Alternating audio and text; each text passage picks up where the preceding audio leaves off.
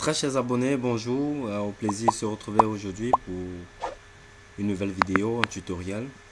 Ici sera donc question de parler un peu de Arima, qui est un produit d'entrée express au Canada. Donc ici, on va dérouler ensemble comment est-ce que ça se passe. Donc à la base, c'est vrai que ici j'ai déjà ouvert un dossier sur lequel je suis en train de travailler. Pour la plupart, vous pourriez simplement saisir sur la barre de recherche Google Arima Canada. Et une fois faite, petit souci de connexion, voilà, je crois que c'est rétabli.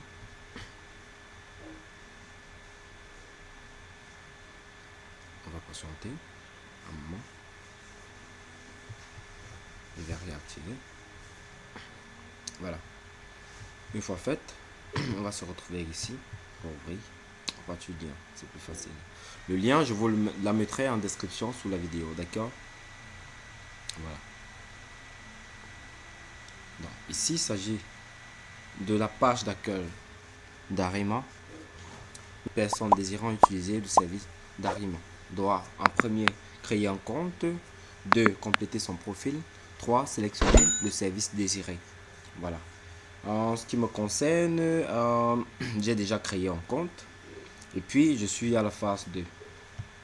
Donc, je vais cliquer le second point et puis on va attendre que ça charge. Une fois fait, mes coordonnées sont enregistrées en automatique et je vais me connecter directement.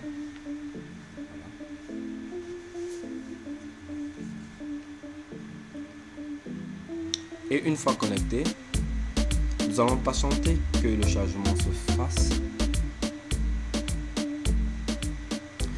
Je vous invite en passant de vous abonner à ma chaîne pour recevoir comme ça de nombreux d'autres contenus qui traiteront des sujets divers, qui seront celles également faites par vous qui êtes abonnés comme ça à ma chaîne.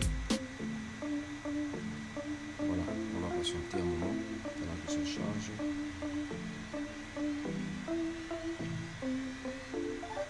Voilà, une fois que ça charge, on associe. Donc pour celui par exemple qui avait déjà un dossier ou qui n'avait pas encore commencé, ou bien quand tu as créé ton compte, il y a une partie, c'est-à-dire la partie, vous avez un numéro de dossier, le type de déclaration et le type de dossier de la déclaration d'intérêt.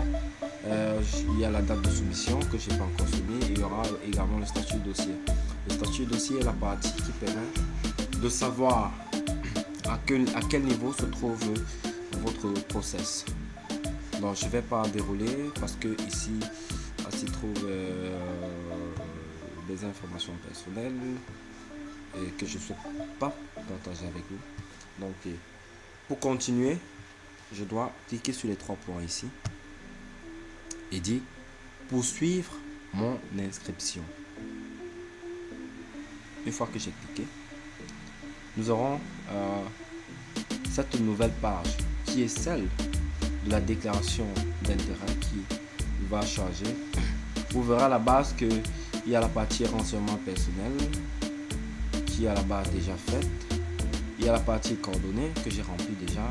Et puis maintenant, ici, en troisième partie, je dois remplir tout ce qui est information me concernant. Si je suis marié, si j'ai un enfant, si j'ai 2 enfants, si j'ai 3 enfants, je dois les remplir tous ici. Et à la suite, il y a la partie éducative. Celle réservée uniquement aux diplômes et aux différentes formations scolaires que nous avons eu à subir. Ensuite, nous aurions la partie offre. Et puis ici, vous avez une offre d'emploi validée par le ministre. Vous avez un champ. Je crois légèrement quand vous déroulez. Si vous avez l'offre d'emploi qui a été validée par le ministre, les dit oui. Si ce n'est pas le cas, vous allez dire non. D'accord. Et ensuite, nous passerons à ce qui est de la connaissance linguistique en français. Il est question dans cet onglet de développer vos connaissances en français. Êtes-vous en mesure de démontrer vos connaissances linguistiques en français par un diplôme ou par une attestation de résultat d'un test reconnu par le ministre obtenu depuis moins de 2 années. Voilà. Donc, la petite icône pourra également vous définir les différents types de tests d'anglais.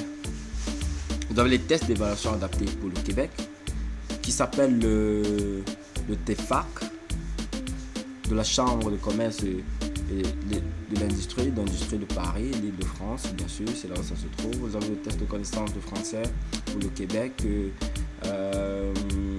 du Centre international d'études pédagogiques, bien sûr.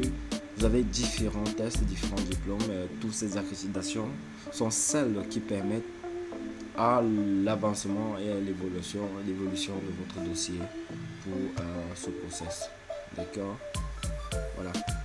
Et enfin, par la suite, donc, nous aurions également cette partie qui est la connaissance linguistique en anglais. Et puis, en anglais, voici le c'est le seul test reconnu par le ministre de l'International English Language Testing System. Voilà. Une fois que c'est fait, quand vous l'avez composé, vous allez sur la partie consentement. Quand vous déroulez le menu, voilà, il y a toute une police de portail que vous avez. Donc vous avez tout ce champ qui est obligatoire, aucun n'est à laisser. Et une fois que vous avez rempli toutes ces informations, vous êtes prêt à soumettre votre demande de déclaration qui sera à la suite prise en charge par le ministère de l'Éducation, de l'Immigration, autant pour moi, du Québec. Voilà en gros ce que j'avais à apprendre avec vous aujourd'hui sur Arriva. Une fois que vous allez finir, on dit, voulez-vous vraiment quitter sans enregistrer? Oui, parce que j'ai rien fait de vraiment intéressant. Et à chaque fois, vous vous déconnectez, si vous avez un message ou une notification, vous le verrez ici.